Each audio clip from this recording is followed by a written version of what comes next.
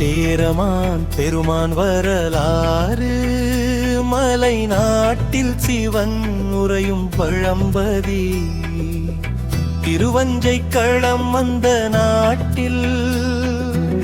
சேரரின் தலைநகர் கொடுங்கோரூர் அங்கு கரிபரி ஒலியும் கலை பழகும்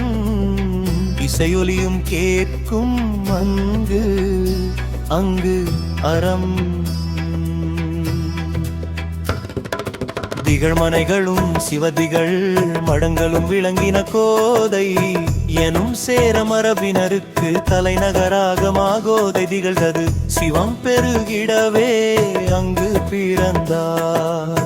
பெருமா கோதையார் இவர் பிறந்த நாள் விழாவை சிறப்புறச் செய்கார் காலங்கள் கடந்தன தன்னுடைய அரச வாழ்வையே துறந்தார் இறைவனுக்கு நீராடி பூங்காவில் பூ பறித்து சிவனுக்கு நீ கொண்டு வந்து அழகில் மிழ்கிடு செய்து பாரவிடு செய்து பணிந்தும் வந்தார் அவர் அரசாங்கத்தை விடுத்து தவம் செய்ய கிளம்பினார்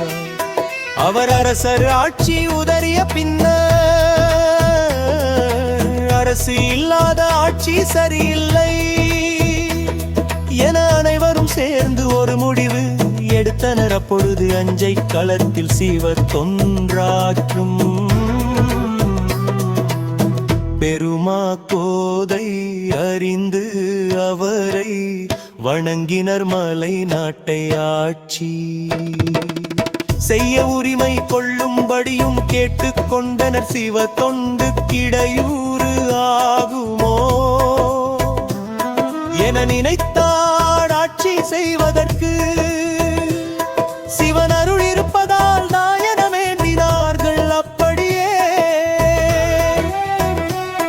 எனில் அவ்வாறால் யாரும் கூடும் என எண்ணி அமைச்சரிடம் அரசு உரிமையை ஏற்றுக்கொண்டார்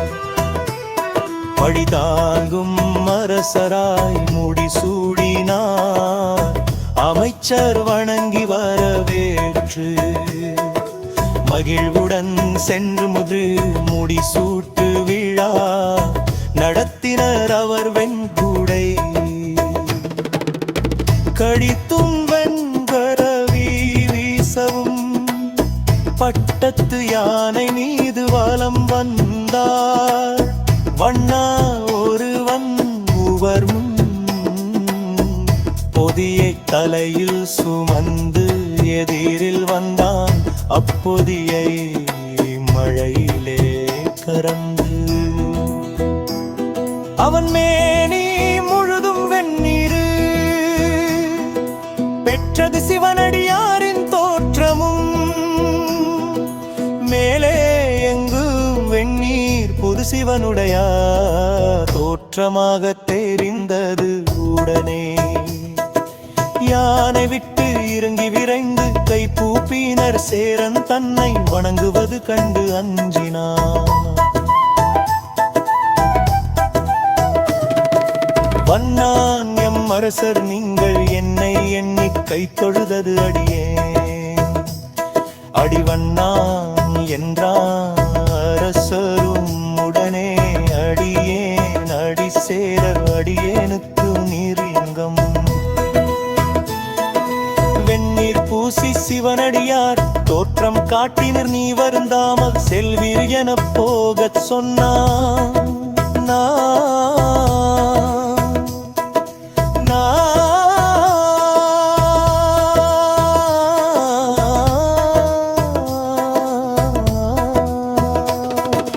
ஆட்சி செய்த காலங்களில் ஒவ்வொரு நாளும் தினமும் வழிபாடு செய்து வந்தார் எப்போதும் இறைவன் சலங்கை ஒலிக்கும் அப்பொழுது அந்த கொல் சத்தம் கேட்கவில்லை அதமா இறைவனுக்கு தம் மீது ஏன் இந்த எண்ணம் வந்தது என தன்னுடைய கழுத்தை அறுப்பதற்கு சிவபெருமானின் சலங்கை. ஒலி கேட்கவே மிகவும் மகிழ்வு கொண்டார் அப்படி ஒரு எளிய வாழ்க்கை